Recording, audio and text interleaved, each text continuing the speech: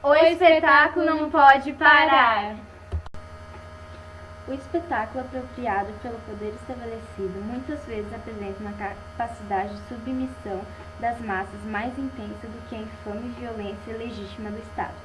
Conforme argumenta o sociólogo francês Joffre, a exploração comercial dos grandes meios de divertimento e informação procura sempre no homem um cliente fácil e, ao oferecer-lhe a fruição de um mundo limitado, desvirtuado e falso, tornando-se não só um empecilho para o desenvolvimento humano, como também contribuirá para sua estagnação e regressão.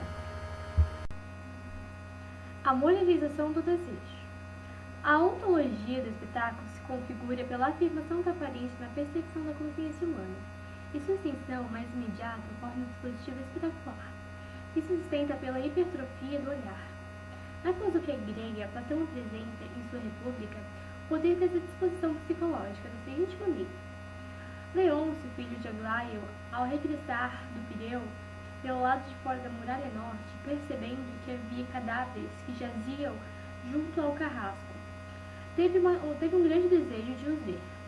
Ao mesmo tempo que isso lhe era insuportável e se desviava durante algum tempo, lutou consigo mesmo e levou o rosto, por fim, vencido pelo desejo.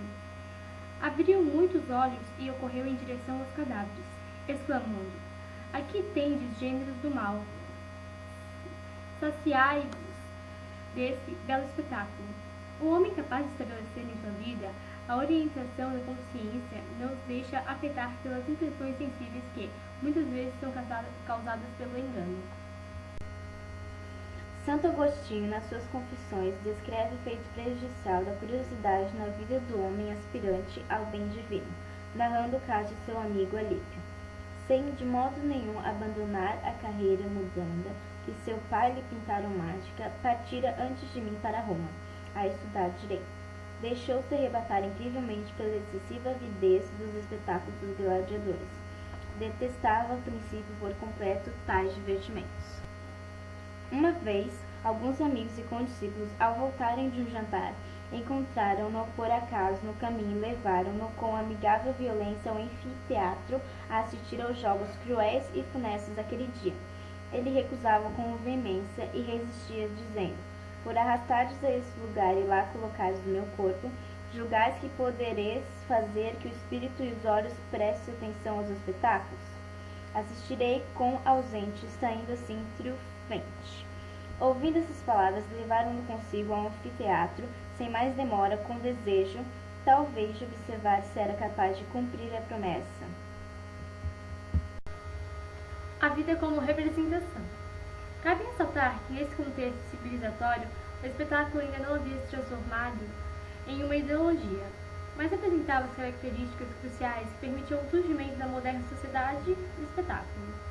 Com efeito no decorrer da expansão capitalista em nossas organizações societárias, os detentores dos meios de produção da comunicação de massa, em sintonia com as demandas demagógicas do Estado moderno, promoverão a inserção da lógica espetacular em todas as instantâneas da esfera pública, integrando entretenimento, manifestação e exaltação do poder como elementos de encantamento social. Para Guy Debord, que nasceu em 1931 e morreu em 1994, toda a vida das sociedades nas quais reinaram as modernas condições da produção, que se apresenta como inserção acumulada dos espetáculos, tudo que era vivido diretamente tornou-se uma representação. Uma vez, alguns amigos e condiscípulos, ao voltarem de um jantar, encontraram-no por acaso no caminho e levaram-no com amigável violência ao anfiteatro a assistir aos jogos cruéis e funestos daquele dia.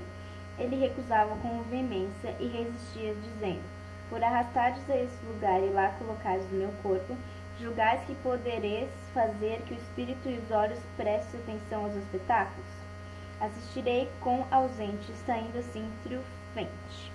Ouvindo essas palavras, levaram-no consigo ao anfiteatro, sem mais demora, com desejo, talvez, de observar se era capaz de cumprir a promessa. A vida como representação. Cabe ressaltar que, nesse contexto civilizatório, o espetáculo ainda não havia se transformado em uma ideologia, mas apresentava as características cruciais que permitiam o surgimento da moderna sociedade do espetáculo.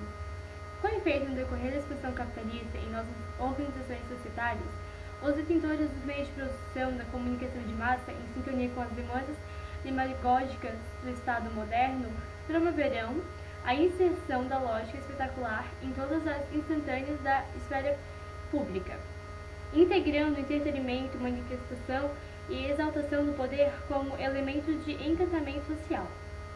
Para Guy Debord, que nasceu em 1931 e morreu em 1994, toda a vida das sociedades nas quais reinaram as modernas condições da produção, que se apresenta como inserção acumulada dos espetáculos, tudo que era vivido diretamente tornou-se uma representação.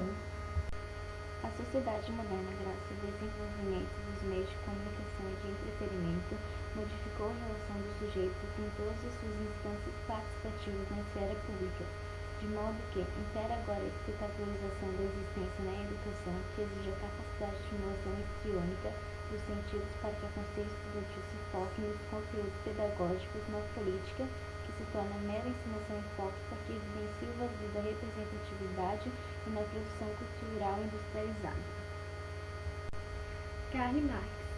O fetichismo da mercadoria descrito no primeiro capítulo da obra O Capital de Karl Marx revela ao mundo em que as relações sociais ocorrem por meio das coisas. As coisas têm o poder de estabelecer as relações sociais e os homens estabelecem relações materiais.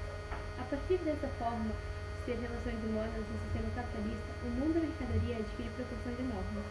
O processo de expansão do capital conquista uma impressionante força, impulsionando pela suspensão das distâncias do tempo. Com a universalização da produção de mercadorias, as relações sociais entre produtores passaram a ser mascaradas pelas relações de troca entre as diferentes mercadorias. Assim, as relações sociais entre as pessoas aparecem como relações sociais entre coisas. A teoria marxiana conduz à desmitificação do fetichismo da mercadoria e do capital.